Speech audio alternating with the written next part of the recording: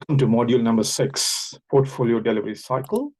Let's briefly look into the syllabus area in terms of the various content areas that we would cover. As a part of learning level 1 recall, we would examine the purpose of the portfolio delivery cycle. We would also examine the purpose of the portfolio delivery practices. There are 7 practices in total. As a part of level 2 identity, we would look into the results of a well-functioning portfolio delivery cycle and the implications where this is not the case. We will examine techniques such as management by exception, one version of the truth, staged release of funding, clear line of sight reporting, and champion challenger model. And we will examine what is involved, the main elements and the keys to success in the 7 practices within the delivery cycle, namely management control practice, benefits management practice, financial management practice, risk management practice, stakeholder engagement practice, organizational governance practice, and resource management practice. And finally, we will conclude with understanding the challenges and solutions to effective dependency management. A quick reminder of the delivery practice. If you recollect, we looked into the 5 practices within the definition cycle, and now we are examining the 7 practices within the portfolio delivery practice. Let's briefly look into the purpose of the portfolio delivery practice. Over here, we have a purpose statement. The purpose of the portfolio delivery cycle is to ensure the successful implementation of the planned change initiatives as agreed in the portfolio strategy and delivery plan. If you recollect, the 2 key documents of the portfolio definition cycle are the portfolio strategy document and the portfolio delivery plan. So in this particular cycle, which is the delivery cycle, we are ensuring an implementation of both of these plans, whilst also ensuring the portfolio adapts to changes in the strategic objectives, program and project delivery and lessons learned. Let's briefly examine the results of a well-functioning portfolio delivery cycle. Over here are laid out a few results. If we have a good set of well-functioning practices within the portfolio delivery cycle, resources, risks, and dependencies will be efficiently and effectively be managed, and senior management will gain greater control over the change portfolio. It will result in improved delivery on time and to budget. It results in improved benefits realization, and the portfolio remains strategically aligned by enabling resource reallocation when required. So quite a range of good benefits if we have a good set of well-functioning practices. Well, we will also examine the results of an ineffective portfolio delivery cycle. Well, if we do not have good practices in place, if we do not have mature practices on the delivery cycle front, many initiatives will not be delivered on time and to budget. Demand and supply for resources won't be matched, resulting in shortages and idle capacity.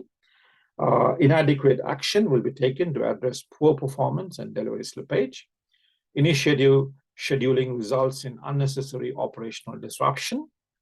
The portfolio will not adjust to shifts in business priorities, and consequently, money will be spent unwisely. And finally, the contribution to strategic objectives will not be optimized. So quite a number of negative aspects if we do not have good portfolio delivery cycle practices.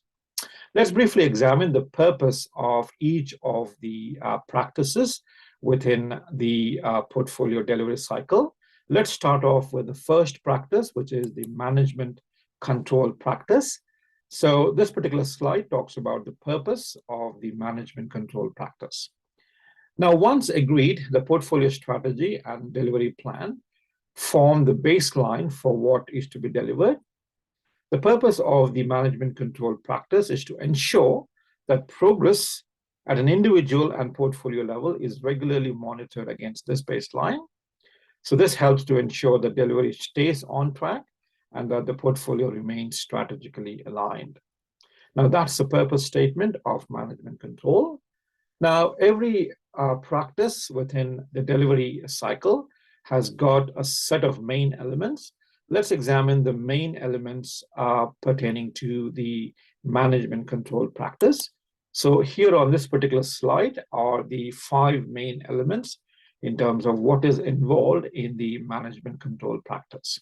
The 5 main elements are defined processes, guidance and templates, regular progress reporting, stage or phase gates, and regular portfolio level reviews. Let's kind of examine each of these elements in slightly greater detail. What do we mean by defined processes? So the next slide does provide us a representation, an example of what we mean by defined processes. Over here, we see an example of a business change life cycle, starting from a feasibility process all the way to the operations.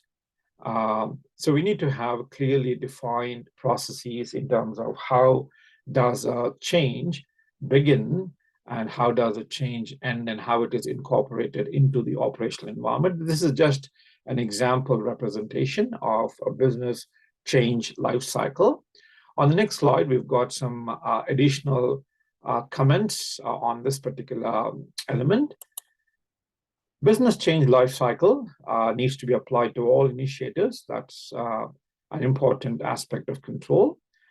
Can have separate life cycles for different categories of initiatives. For example, capital investments might go through a particular business life cycle versus a process initiative might go through a different business change life cycle. But nevertheless, it's good to kind of have a business change life cycle for each of the categories within a portfolio.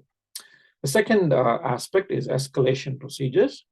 For risks and issues, alternatives to schedules, budget variations, and changes to benefits forecast beyond delegated authorities, we need to have some kind of escalation procedures, which is an important part of management control.